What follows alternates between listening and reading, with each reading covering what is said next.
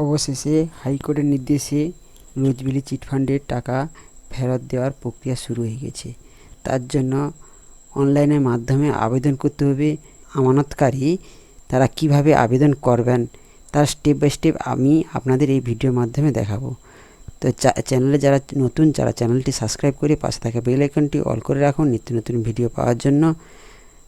আর ভিডিওটি প্রথম থেকে শেষ পর্যন্ত দেখতে থাকুন। যে কোনো একটি ব্রাউজার ওপেন করে নিতে হবে। আমি গুগল ব্রাউজার একটু ওপেন করে নিয়েছি। এখানে লিখতে হবে রোজভ্যালি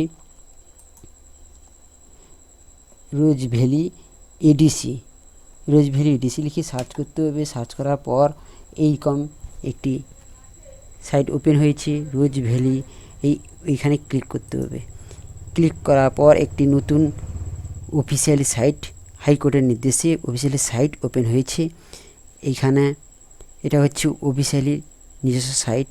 তো এইখানে আপলোড সার্টিফিকেট, এই আপলোড সার্টিফিকেটের উপরে ক্লিক করতে হবে।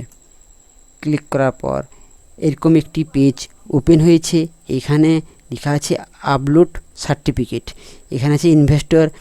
আমানতকারী যদি নিজেই যদি এই আপলোড সার্টিফিকেটটি যদি আবেদন করেন তাহলে এখানে ইনভেস্টর ক্লিক করে রাখতে হবে। আর যদি এখানে নমিনি অর্থাৎ ইনভেস্টর অর্থাৎ আমানতকারী যদি মৃত্যু হয়ে থাকে তার যে নমিনি আছে সেই নমিনি যদি আবেদন করে থাকে তাহলে এখানে নমিনিতে সিলেক্ট করতে হবে। আর আমানতকারী আর নমিনি যদি দুজনই যদি না থাকেন, যদি মারা যান, তাহলে আদার্স যিনি ওয়ারিশ সূত্রে যিনি পাবেন তাকে তিনি যদি করে থাকেন আবেদনকারী তাহলে এখানে আদার্সে ক্লিক করতে হবে।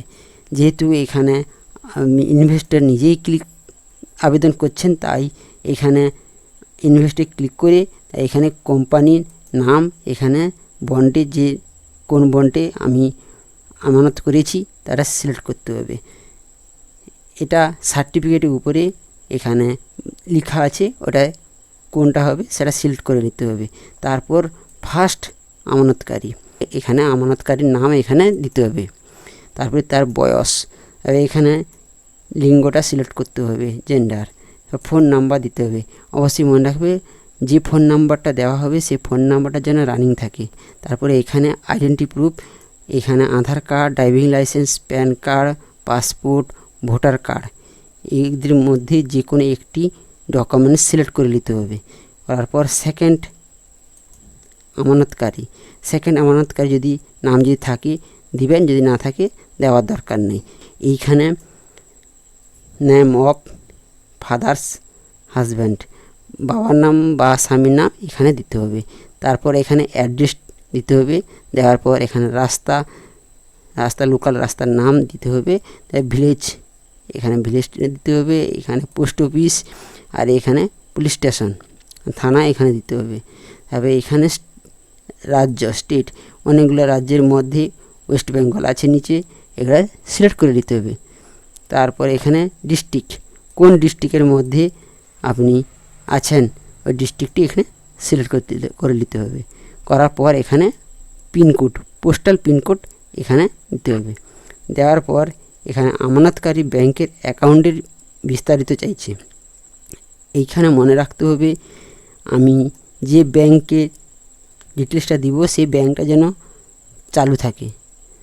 তো এখানে সিলেক্ট ব্যাংকের নাম অনেক আছে, এইখান থেকে আমাকে ব্যাংকের নামটা সিলেক্ট করে নিতে হবে। সিলেক্ট করে নেওয়ার পর এখানে নেম অফ দ্য ব্রাঞ্চ, শাখার নামটা এখানে দিতে হবে।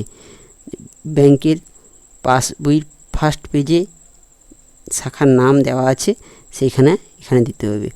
তারপরে নেম অফ ব্রাঞ্চ কোড, শাখার নাম্বার, পাসবইয়ের প্রথম পেজে এটা আছে শাখার নম্বরটা এখানে দিতে হবে।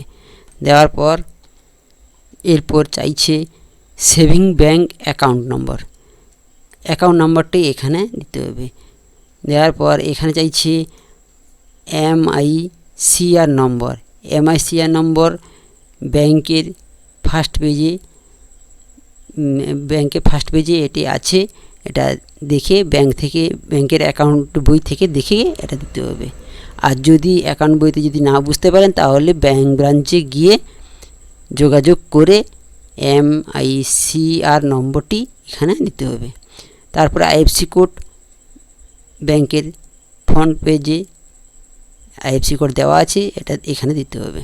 এইখানে নিচে আছে ক্রমিক নম্বর, অর্থাৎ এখানে ডিটেলস অফ ইনভেস্টমেন্ট। এখানে ক্রমিক নম্বর আমানতকারী যদি একের অধিক যদি ইনভেস্ট হয়ে থাকে তাহলে এখানে ক্রমিক নম্বর 1 2 3 4 করে দিতে হবে। এখানে আমানত ইনভেস্টমেন্ট সার্টিফিকেট নম্বর অর্থাৎ বন্ড নম্বর, তো সার্টিফিকেট নম্বরটি ওই দলিলে অর্থাৎ সার্টিফিকেটে আছে, সার্টিফিকেট নম্বর অর্থাৎ অ্যাপ্লিকেশন নম্বর ওটা এখানে দিতে হবে। এখানে নেম অফ সার্টিফিকেট হোল্ডার নাম, তো কার নামে শংসাপত্র আছে, ওই যার নামে সার্টিফিকেট আছে তার নামটা এখানে দিতে হবে। আর ডেট অফ ইনভেস্টমেন্ট, যেদিনকে আমি আমানত করেছিলাম ওই আমানতের ডেটটা এখানে দিতে হবে। অ্যামাউন্ট অফ ইনভেস্টমেন্ট, আমি কত টাকার অ্যামাউন্ট ইনভেস্ট করেছি সেই অ্যামাউন্টটা এখানে বসিয়ে দিতে হবে। তারপর এখানে যে ম্যাচুরিটি ডেট, ম্যাচুরিটি কত তারিখ ম্যাচুরিটি হওয়ার কথা ছিল ওই ম্যাচুরিটি ডেটটা এখানে দিতে হবে। তারপর এখানে চাইছে কত টাকা পাওয়া গেছে কোম্পানি থেকে, তো যদি কোনো টাকা পেয়ে থাকেন তো টাকাটার কত টাকা পেয়েছেন এখানে দিতে হবে, আর যদি না পেয়ে থাকেন তাহলে 0 0 করে দিতে হবে।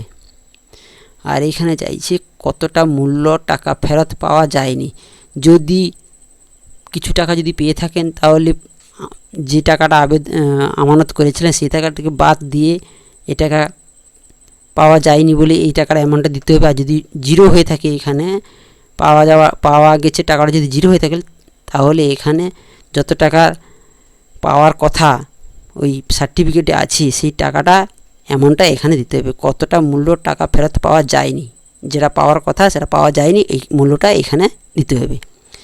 কত টাকা প্রাপ্য সেই অ্যামাউন্টটা এখানে দিতে হবে, যে আমার কত টাকা প্রাপ্য ওই সার্টিফিকেটে লেখা আছে যে ম্যাচুরিটির সময় কত টাকা প্রাপ্য ছিল সেই মূল্যটা এখানে দিতে হবে। আর এখানেও সেম হবে।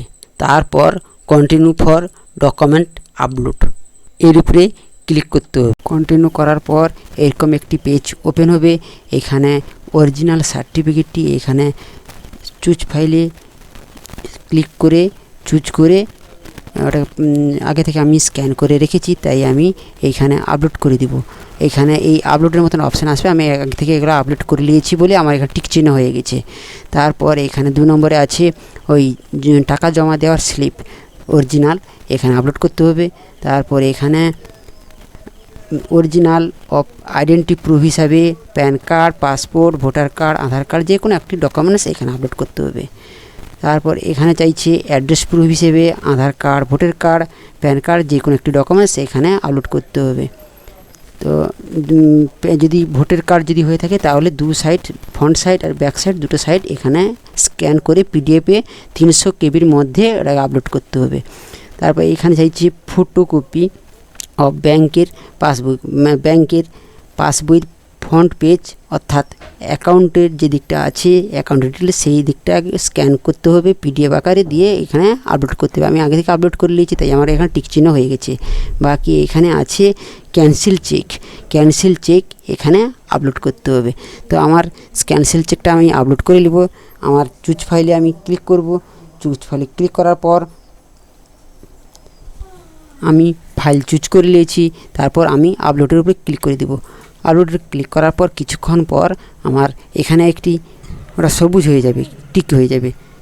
তারপর সাবমিটের উপরে ক্লিক করতে হবে। সাবমিটে ক্লিক করার পর এখানে ইনভেস্টর সেভ সাকসেসফুল হয়ে গেছে, এখানে ওকেতে ক্লিক করতে হবে। আমি যে এতক্ষণ ধরে যে ফর্মটি আপলোড করলাম সার্টিফিকেটটি তার স্ট্যাটাসটা চেক করব কিভাবে, তার জন্য আমাকে এই ইনভেস্টর এইখানে ক্লিক করতে হবে। এখানে ক্লিক করার সঙ্গে সঙ্গে একটি নতুন পেজ ওপেন হয়েছে। এই পেজে এখানে সার্টিফিকেট নম্বরটি যে দিয়ে আমি অনলাইন করছিলাম সেই সার্টিফিকেট নম্বরটি এখানে দিতে হবে। দেওয়ার পর এখানে একটি নাম্বার এসছে, এখানে 7+8 এখানে টোটাল কত হয় এখানে দিতে হবে। সব ক্ষেত্রে একই সমান আসবে না, আলাদা আলাদা সংখ্যা আসতে পারে, তাই এখানে প্লাসও আসতে পারে মাইনাসও আসতে পারে। এখানে অঙ্কটা করে এখানে অ্যান্সারটা এখানে দিতে হবে। তা দিয়ে এরপর এখানে সার্চে ক্লিক করতে এইরকম একটি স্ট্যাটাস দেখাচ্ছে। এখানে সার্টিফিকেট নম্বরটি আছে, এখানে সার্টিফিকেট নম্বর আছে, আর এখানে ইনভেস্টরের নাম আছে, এখানে সার্টিফিকেট নম্বর আবার দেওয়া আছে, আর এখানে অ্যাকনোলেজমেন্ট নম্বরটি এখানে দেওয়া আছে। এই নম্বরটি খুব মাস্টলি দরকার, ওটা কিন্তু স্ক্রিনশট বা প্রিন্ট করে রাখতে পারেন। তারপরে এখানে ইনভেস্ট অ্যামাউন্টটা এখানে দেওয়া আছে, আর এখানে স্ট্যাটাসটা দেওয়া আছে। এই যে স্ট্যাটাসটা your application is pending for approval এখানে দেওয়া আছে। এইভাবে আপনারা রোজভ্যালির ডকুমেন্টস আপলোড করতে পারেন অনলাইনের মাধ্যমে। তো নমস্কার, থ্যাংক ইউ।